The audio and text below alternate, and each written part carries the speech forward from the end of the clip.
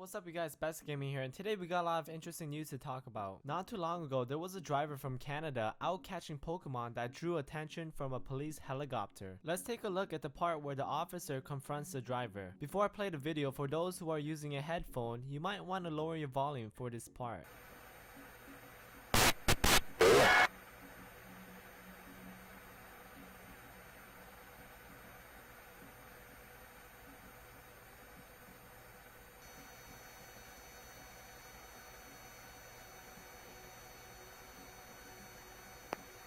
DS45. DS45, go ahead. DS45 is out catching Pokemon. 10-4, 333 here. Can you copy that? Air 2, 10-4. Thank you, PS. Hopefully you got all his Pokemon. As you can hear, the officer walks away from the driver and says something along the line of driver out catching Pokemon. To get a better understanding of what actually happened, let's take a look at the video description. It states, a driver received a stern warning from police after he was observed by officers in the York Regional Police helicopter Air 2 driving around the city of Vaughan catching Pokemon. On Monday, August 8, 2016 at 3:23 a.m., officers in Air 2 spotted a motorist in a Mercedes driving suspiciously in the area of Keele Street and Teston Road in Vaughan. The helicopter followed the vehicle as it drove erratically, then stopped in a parking lot off of Keele Street. The vehicle then started driving again, entering a residential neighborhood where it stopped in front of a park. The car then started driving again, making suspicious turns in the middle of the roadway. The vehicle was eventually stopped by police in the area of St. Joan of Arc Avenue and Drummond Drive. Officers spoke with the driver, who advised that he was just out to catch them all. Let's take a step back. The driver's rationale as to why he was playing Pokemon Go and driving was probably that the more you drive, the more Pokemon will show up. However, the problem with this is that the driver shouldn't be driving and playing Pokemon Go in the first place. There are a few things we should never do while driving. Number 1, we should never drink and drive. If you are too drunk, then get your friend to drive for you. If you don't have any friends, then shit, I'm sorry to hear that. I don't know what to say, but seriously, call a taxi or something. Number 2, I can't believe I am saying this, but don't play Pokemon Go and drive. When do we ever come to a point in our lives where we have to remind people not to play Pokemon Go while driving? For our next topic, this is an update in regard to the lawsuits against Anxiety War. Now, as you guys may know, Anxiety War is a YouTuber with over 200,000 subscribers and is a pro at catching so-called predators. Anxiety War posted on his Facebook page stating, "Litigation is over. Thank you to everyone who helped." However, he didn't comment much about this lawsuit being over, but there is an article from Wood TV titled "Lawsuits Against Anxiety War Vigilante Settled" that provided some information on this matter. According to the 2 paragraphs of the article, it stated, Swears was sued by Zachary Snowink and Alistair Koch, who featured in videos Swears posted online in which he claimed they were sexual predators. They claimed defamation and said Swears invaded their privacy. Swears started a GoFundMe account to raise money to hire a lawyer. Swears vigorously defended the claims and was prepared to file motions to dismiss the lawsuit. The statement from Swears' attorney Joel Barr's statement. The parties agreed that society would be better served if the unused funds generated by Swears' GoFundMe page were donated to a charity that benefits victims of sexual abuse. As such, a donation will be made to the Children's Assessment Center and the YWCA. From the looks of it, not only were they able to settle the lawsuit, but they also did a good deed by donating the GoFundMe donations that Anxiety War received from people to charity. You can read the full article on the website. For our next topic, we got one about Marina Joyce. I saw her Facebook post not too long ago and she stated that she wanted to be known as the goddess of love. Now, I'm sure some of you already know about this, but for those who don't already, well, here it is. According to her post, it states, Marina, the goddess of love. I wrote on my Twitter that I wanted to be a god like Buddha and that I wanted people to call me Goddess Marina from now on. There is a special particular reason behind this. I found a couple secrets about the afterlife, and I know that I can still contact humans during the afterlife, and I want to become this because I want to one day create a temple in a shrine where I am known as God of the Shrine, because I would like to spend my time there with people, drawing art, doing meditations, understanding people, helping them with their problems, finding them extreme spiritual help and guidance, bringing them closer to spiritual afterlife gods, which can help them to produce magic, to do incredible things, so that you're guaranteed a safe spot in the afterlife and you're promised spiritual protection more so than being a religious person. Sacred symbols to represent this, chanting, and many fun activities for lots of people to join in on.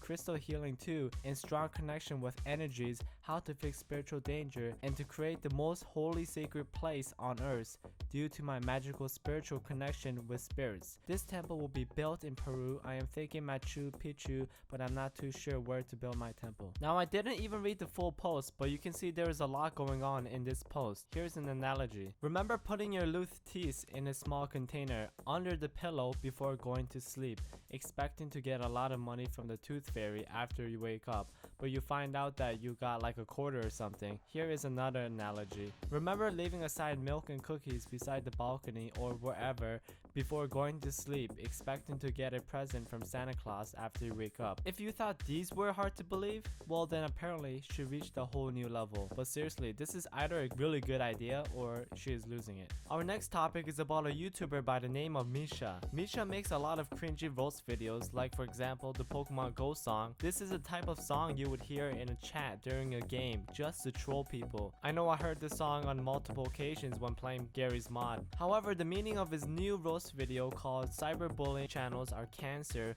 Leafy, Pyrocynical, Rice Gum, Keemstar, etc. is questionable. I mean, he says that these cyberbully channels are cancer and that these channels must be stopped because the lyrics, which can be found in the video description, states, "Stop bullying little kids, these things need to end."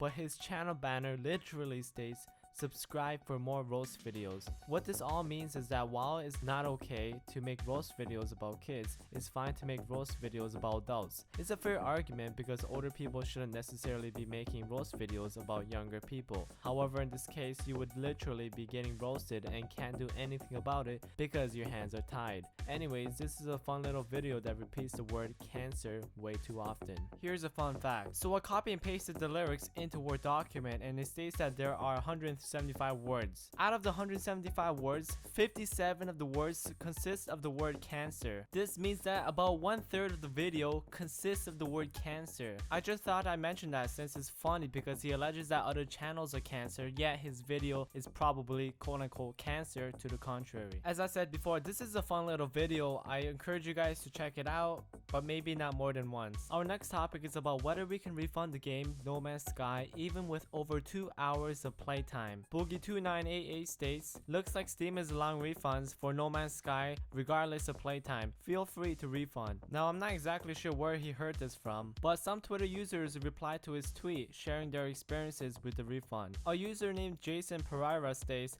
"I'm one of the unlucky ones. They denied it for only just over 6 hours of playtime." This is what the person wrote in his request to receive a refund for the game No Man's Sky. "I have been trying to refund since the second day I got the game. I bought the game under the impression it was multiplayer. The creator of the game himself said you could meet up with friends and other players. I tried all of the first night to find people before reading into others having the same problem. I tried for one more, much smaller session after attempting a refund. I have been denied multiple times due to the time based. I believe it due to the time or days since. As you can tell, I have not played the game since others have confirmed not being able to find people in game. Any help would be duly appreciated." However, Chuck, the support tech, replied stating, "Thank you for inquiring about a refund for No Man's Sky. There has been some recent confusion in the community about Steam refunds for this title. Our standard refund policy continues to apply to No Man's Sky and playtime continues to matter when refunding the product. We've reviewed your playtime and unfortunately, you do not qualify for a refund." So sounds like Boogie2988 might have heard a